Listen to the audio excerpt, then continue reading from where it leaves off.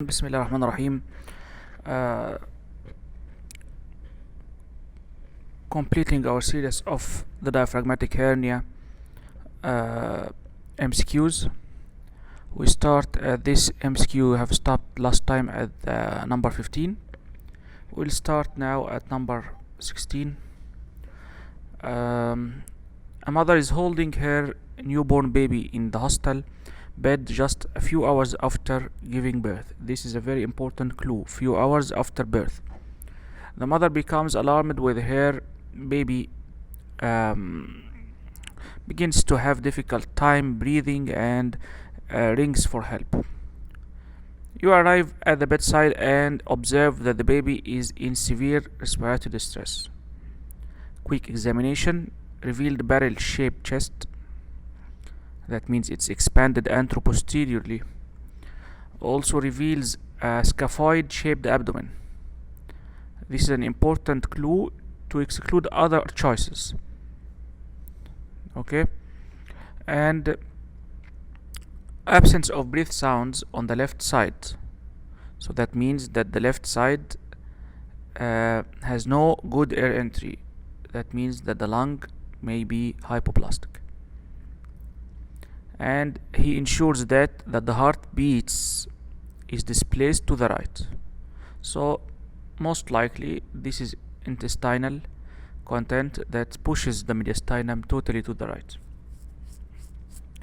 And chest radiograph, this is a very large MCQ, reveals air fluid containing, it's actually a very easy question, in the left side hemithorax. Fluid level is intestine. No visible aerated lung on the left side because it's hypoplastic. Contralateral displacement of the heart, that's in the radiograph. Mediastinum and compression on the contralateral lung and reduced size of the abdomen. Okay, which of the following? It is congenital diaphragmatic hernia. We have all clues to the left congenital diaphragmatic hernia Bogdalic type, starting from the respiratory distress early after birth, and then the barrel-shaped chest and the scaphoid abdomen, and after that, while auscultation, there is no breath sounds and there are heartbeats on the right, and then you read the radiograph and concluded all of the above. So it's congenital diaphragmatic hernia. Number 17, an infant is delivered at full term by spontaneous vaginal delivery to 29-year-old primigravida. At delivery, the infant is noted to have subcostal retractions, and then cyanosis, despite good respiratory effort. The abdomen is scaphoid, the same clue for diaphragmatic hernia. On bag and mask ventilation, auscultation of lungs revealed decreased breath sounds on the left, with heart sounds louder on the right, the same as the previous question. Which of the following is more likely? It is diaphragmatic hernia number B. Why it's not dextrocardia points against is the scaphoid abdomen. Points against is the cyanosis and subcostal retraction. So no point to say dextrocardia with situs inversus. It's only the cardiac position. And also it's not pneumonia because the scaphoid abdomen is not associated with the pneumonia. And the pneumonia is not common to happen hours after birth. It happens after days. Pulmonary hypoplasia and spontaneous pneumothorax, worthless to choose them. Number 18. So this is a newborn develops respiratory distress immediately after birth. You can see now that most of the clues are with you, including these three questions. Immediately after birth, abdomen is scaphoid, no breath sounds on the left side, but here says no breath sounds on the left side, but they are audible on the right. Okay, he's ensuring that the right is good and good lung, and actually assisted you with a radiograph. Immediate intubation is done for the respiratory distress. No improvement or little improvement in the clinical states. No improvement means that the baby's condition is dangerous, that means spotting the point of the pulmonary hypertension, because it produces instability even if you ventilated the patient. Here we can see the radiograph with a coiled nasogastric tube to the chest. This is a very important point that differentiates the congenital diaphragmatic hernia from the same appearance that happens with the congenital lung malformation, where the rhile or the nasogastric tube is located below the diaphragm in its normal position. This makes confusion with the congenital lung malformation, but the rhile position ensures that this is a stomach. Okay. And when there is deflation that happens in the small bowel, this appears. So we choose the diaphragmatic hernia. It's not pneumonia. This is not pneumonia because it does not cause the shift of the mediastinum to the right, and it's not cystic adenoid malformation because the rhile position, and it's not choanal, it's upper, and it's not pneumothorax, of course.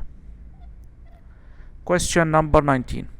In determining the proper treatment for a sliding hiatal hernia, to detect it, the most useful step would be, if he said barium swallow with Trendelenburg position or meal with Trendelenburg position, it's okay. But he said barium swallow with fluoroscopy during Valsalva, no.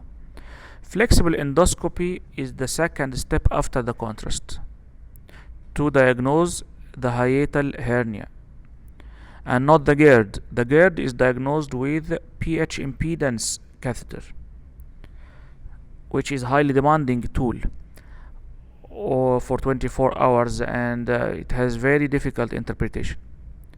And measuring the size of the hernia is not for the treatment of the sliding hiatal hernia. Maybe some authors see that above 3 centimeter hiatal hernia needs operation, and it's controversial.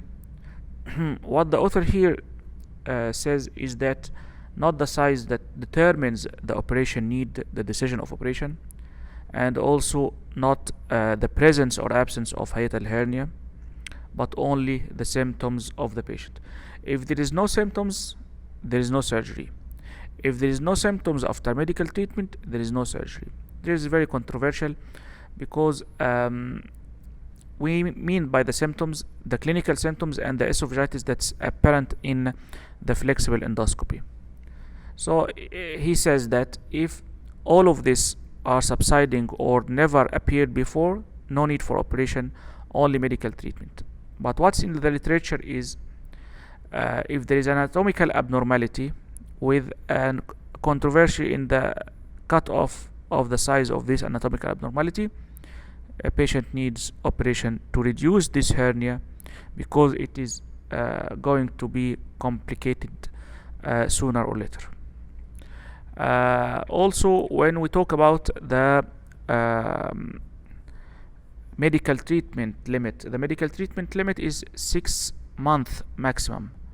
So it's attributed to the time of medical treatment and duration of the proton pump inhibitor. If you cross the 6 months and then there is symptoms again, so do not continue on the medical treatment, but you should go for surgery to solve this problem. So 2 points of differences: the anatomical abnormality and its size, and also the duration of medical treatment that have been attempted are main causes that you take a decision of the surgery. So here the answer is flexible endoscopy. It will detect the hiatal hernia presence and its size, also will detect the esophagitis and the complications. Fluoroscopy help, question number 20, to differentiate Bogdalic from which? Actually, we do not need fluoroscopy except if we are suspecting that this is not a Bogdalic on the right side, but it is a eventration of diaphragm. Eventration of the diaphragm means that the muscle does not go down with inspiration and go up with expiration, it's lax. So what happens is paradoxical movement, because it's a lax muscle that does not obey the rules of the respiration. So when negative pressure occurs during inspiration, it goes up against the rules and goes down with expiration, and this is paradoxical movement that is apparent on fluoroscopy. It's just to know if it's inventration, it means that there is a muscle, no defect, but the muscle is lax, or it's apogdalic hernia, means that rim of muscle and a sac, and then the diaphragm will move normally, or the rim of the diaphragm will move normally. That's about question number 20. Question number 21. The most common complication seen in hiatal hernia is, he said the most common, and he didn't say the most morbid, the most dangerous. He said most common, so it's esophagitis, while the esophageal stricture is the most severe. But the most common is esophagitis. Not all the patients will proceed to esophageal stricture. That's called peptic stricture in the lower esophagus, and it needs to be treated by dilatation plus or minus injection of mitomycin or corticosteroids prior to doing the anti-reflux surgery. That's it for now. 21 is our stopping point, and then we'll continue inshallah at another session. Thank you.